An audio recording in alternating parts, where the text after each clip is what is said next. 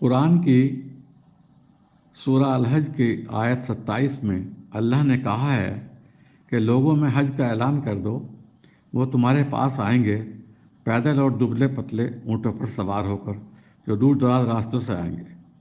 اس آیت میں اللہ نے حج پر کیسے آنا ہے بتایا ہے۔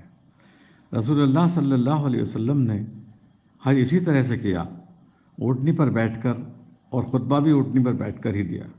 لیکن آج حج کے لیے لوگ ہوائی جہاز، پانی کا جہاز، کار، بس وغیرہ سے جاتے ہیں، جبکہ اللہ نے دبلے پتلے اونٹوں پر سوار ہو کر آنے کو کہا ہے۔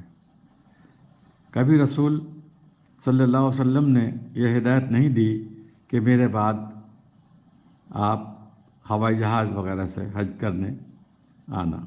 نہ ہی علماء میں سے کسی تیرتھ یاتری نے اس طرح کا فتویٰ مانگا، بلکہ از خود ہی ہر آدمی نے زمانے کے ساتھ اپنی ماڈرن سواری کا استعمال کیا۔ اس طرح کی بہت سی آیات ہیں جہاں پر انسانوں نے زمانہ بدلنے پر نئے طریقے اختیار کیے ہیں۔ ٹھیک اسی طرح سے حافظ قرآن کے مسئلے میں ہمیں سوچنا ہوگا۔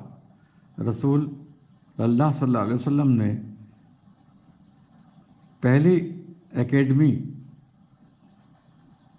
جو کھولی وہ مدرسہ قرآن حفظ کرنے کا مرکز نہیں تھا، بلکہ ایک پولیٹیکنک ٹائپ ماڈرن اسکول تھا، جو جنگ میں پکڑے گئے خطرناک دشمن توحید کے پیروکار تھے۔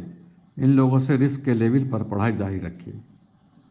جو حدیث پاک قرآن کے بارے میں ہے وہ اس لیے ہے کہ قرآن کو سینہ بسینہ پریزرو کیا جا سکے۔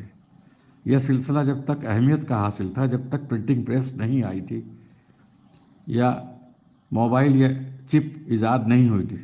جیسے ہی پرنٹنگ پریس کی ایجاد ہوئی، اللہ نے مسلم حکومتیں بھی ختم کر دی، کیونکہ اب ان کی ضرورت نہیں تھی۔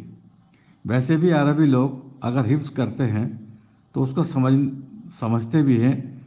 ہندوستان یا روس کا یا کسی غیر عربی جگہ کا انسان حافظ قرآن نہیں، بلکہ قرآن کی ایک چپ بن کے رہ جاتا ہے۔ اسی لیے جس طرح ہم نے قرآن میں سورہ حج کی 27ویں آیت کو ماڈرنائز کیا ہے، اسی طرح سے ہمیں کریٹیو بن کر نئے طریقے اڈاپٹ کرنے ہوں گے، تبھی ہم قرآن اور حدیث کا جس سمجھ پائیں گے۔ اور اللہ ریچولیسٹک لوگوں کو پسند نہیں کرتا، بلکہ اسپرٹ کو سمجھنے والے انسانوں کو پسند کرتا ہے، لیکن ٹریڈیشنل مسلم ان ڈیوائن پہلوؤں سے ناواقف ہیں۔